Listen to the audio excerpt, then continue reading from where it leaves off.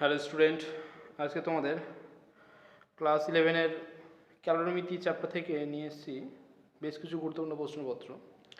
যে প্রশ্নগুলো তোমাদের যে ফাইনাল এক্সাম 2024 অর্থাৎ ক্লাস 11-এর যে ফাইনাল এক্সাম 2024-এর দিকে লক্ষ্য রেখে এই প্রশ্নগুলো কিন্তু তৈরি করা হয়েছে।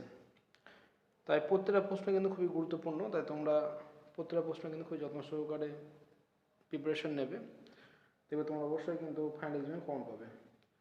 তার জন্য তোমাদের কী করতে হবে, প্রত্যেকটা প্রশ্ন কিন্তু ভালো করে চোখ বুলিয়ে নিতে হবে, তার ভালো করে প্রিপারেশন নিতে হবে,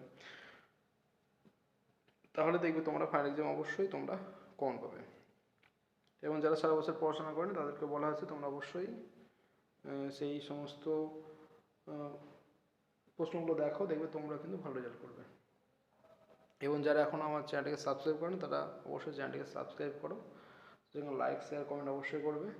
এবং সেই সঙ্গে তোমাদের ফোনের নোটিফিকেশান আইকনটি, তোমাদের যে নোটিফিকেশান আইকনটি রয়েছে সেটাকে অল করে রাখবে, যাতে নতুন ভিডিও আপলোড হওয়ার সঙ্গে সঙ্গে তোমাদের কাছে সেই ভিডিও নোটিফিকেশানটা পৌঁছে যায়।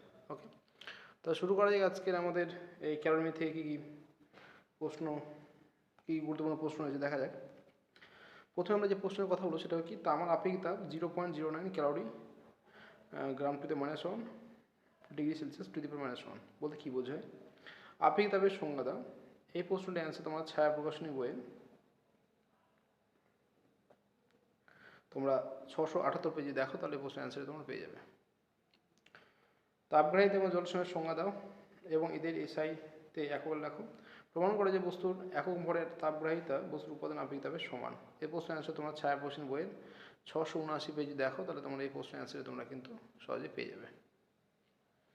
তারা কী বলছে, দুটি তরলের আপেক্ষিক গুরুত্ব 0.8 ও 0.5। প্রথমটি 3 লিটারের তাপগ্রাহিতা, দ্বিতীয়টি 2 লিটারের তাপগ্রাহিতার সমান হলে ওদের আপেক্ষিক তাপের তুলনা করো।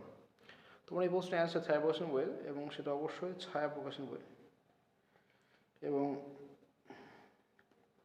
কোশ্চেন নম্বর 4 এবং 680 পেজ যদি দেখো, তাহলে প্রশ্নের অ্যান্সারে তোমরা কিন্তু পেয়ে যাবে। বলছে কী কী শর্তে ক্যালোরিমিটার মূলনীতিটি প্রযোজ্য তা উল্লেখ করো। ক্যালোরিমিটারের জল সুবিধাজনক কেন, সুবিধাজনক নয় কেন? এই প্রশ্ন তোমার ছায়া প্রকাশন বইয়ের এবং 681 পেজে দেখো, তাহলে তোমরা এই প্রশ্নের অ্যান্সারটা কিন্তু সহজে পেয়ে যাবে। কেমন?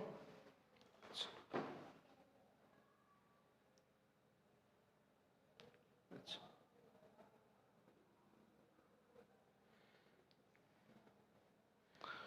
তারপর কী বলছে, একটি তরলের আপেক্ষিক গুরুত্ব 0.7 এবং অপর একটি তরলের আপেক্ষিক গুরুত্ব 0.4। প্রথম তরলের 4 লিটারের ও দ্বিতীয় তরলের 3 লিটারের তাপগ্রাহিতার সমান। তরল দুটির আপেক্ষিক তাপের অনুপাত নির্ণয় করো।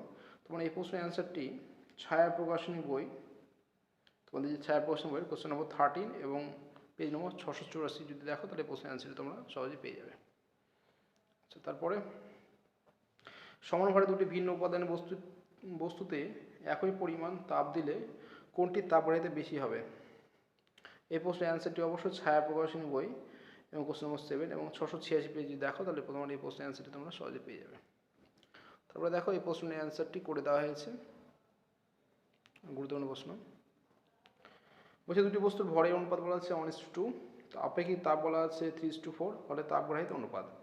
তাহলে এখানে কী করা হয়েছে দেখো, দুটি বস্তুর ভর ধরে নেওয়া হয়েছে m1 m2 ধরে, তাহলে m1 সমান 1:2। বস্তুর তাপগ্রাহিতা কী বলেছে, তাপগ্রাহিতা অনুপাত বলেছে, এবং ধরে নেওয়া হয়েছে তার কারেসপন্ডিং আপেক্ষিক তাপ হচ্ছে S1:2। ঠিক আছে, তাহলে S1:2 সমান 3:4 বলে দেওয়া আছে। তাহলে প্রথম বস্তু তাপগ্রাহিতা বা দ্বিতীয় বস্তু তাপগ্রাহিতা, আমরা তাপগ্রাহিতা সমান m1 S1 বা m2 দিয়ে করে কী হয়েছে অ্যান্সার করে দেওয়া হয়েছে। তাহলে দেখো প্রত্যেকটা প্রশ্ন কিন্তু গুরুত্বপূর্ণ, তোমরা দেখতে পাচ্ছ। তো তোমরা কিন্তু প্রত্যেকটা প্রশ্নই কিন্তু ভালো করে প্রিপারেশন নাও, কেমন? ভয়ের কিছু নেই, জাস্ট পড়াশোনা করো তাহলেই হবে, কেমন? তাহলে দেখবে তোমরা অবশ্যই ভালো রেজাল্ট করবে। আজকে এই পর্যন্তই, ভালো করে পড়াশোনা করো, কেমন?